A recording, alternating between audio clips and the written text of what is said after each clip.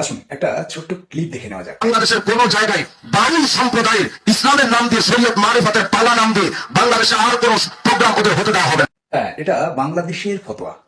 ভাবছেন তাতে আমাদের কি? আসুন তাহলে আর একটা ক্লিপ দেখে নেওয়া যাক। অনেক জাগমা হয়েছে, এবার একটু সেকুলার গান বা গাও, আপনি বা তুমির কোনো ব্যাপার নেই, তুই। দুদিন আগে বাংলাদেশে নয়, আমাদের পশ্চিমবঙ্গে, নোয়াখালীতে নয়, মেদিনীপুরে, ক্ষুদানগরে নয়, ভগবানপুরে কি হয়েছে না, লগ্নচিতা চক্রবর্তী গায়িকা, ওনার একটা গান গাওয়াতে বাধা সৃষ্টি করেছে কে না, মমতা ব্যানার্জির পালিত দুধেল গাইদের এক প্রভাবশালী নেতা। হ্যাঁ, তৃণমূলের নেতা। ভাবছেন এটা আবার নতুন কি? নতুন কিছু নয়, নতুন ট্রেন্ড শুরু হয়েছে। যে কোনো গায়িকা, যে কোনো গায়ক, যে কোনো শিল্পীদের কণ্ঠ, তাদের শিল্প রোধ করার চেষ্টা করা হচ্ছে, তাদের ফতোয়া দেওয়া হচ্ছে, তারা তাদের গান সিলেক্ট করে দেওয়া হচ্ছে। ভাবছেন মজা করছি? না।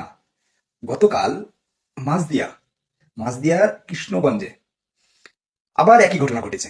মধুমতি মুখার্জি গায়িকা, ওনার একটা গান, যার মধ্যে তারা সেকুলার খুঁজে পাচ্ছে না, তার জন্য ওর কাছ থেকে মাইক্রোফোন ছিনিয়ে নেওয়ার চেষ্টা করা হয়েছে, ওর কণ্ঠ রোধ করার চেষ্টা করা হয়েছে। আসুন শুনে নেওয়া যাক ওই গায়িকার মুখে সেই ঘটনার সামান্য একটু অংশ। নমস্কার, আমি মধুবন্তী মুখার্জি, আমি একজন সঙ্গীত শিল্পী। গত পরশুদিন আমার অনুষ্ঠান ছিল মাছদিয়া কৃষ্ণগঞ্জ।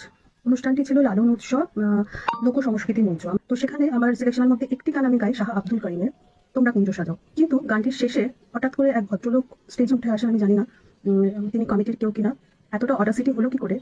তিনি সোজা স্টেজে উঠে আসেন এবং আমার থেকে প্রায় মাইক্রোফোনটা ছিনিয়ে নিয়ে উনি বলেন অডিয়েন্সকে, আমরা এই জাতপাতের গান শুনবো না। এই মেহবুব মল্লিক বা মমতা ব্যানার্জির যে কোনো দুধেল গাইদের ঔদ্ধত্য দিন দিন এতটা বৃদ্ধি পাচ্ছে যে তারা আজ শিল্পীদের, গায়ক গায়িকাদেরও কণ্ঠরোধ করার চেষ্টা করছে, তাদের হুমকি দিচ্ছে, তাদের মাইক্রোফোন ছিনিয়ে নিচ্ছে। কোন দিকে পৌঁছাচ্ছে পশ্চিমবঙ্গের ভবিষ্যৎ? আগামীতে এরা যা বলবে সেটাই শিল্পীদের করতে হবে, সেই দিকেই পৌঁছাচ্ছে। তাই শুধু শিল্পীরা নয়, প্রত্যেকটা মানুষকে এর বিরুদ্ধে প্রতিবাদ করা উচিত। আজ যদি আপনারা চুপ থাকেন তাহলে আর সময় পাবেন না, আর সুযোগ পাবেন না। এরপরেই বাংলাদেশে যে ধরনের ফতোয়া সৃষ্টি করা হচ্ছে, ওই ধরনের ফতোয়া পশ্চিমবঙ্গেও হবে। তাই সজাগ হন, জাগুন, প্রতিবাদ করুন। সময় কিন্তু একদম শেষে এসে পৌঁছেছে। আজ যে ঘটনা লগ্নচিত্তা চক্রবর্তী বা মধুমতি মুখার্জি এদের সঙ্গে ঘটছে, এই ঘটনা প্রত্যেকটা স্তরে ঘটবে, সেই দিন আসছে।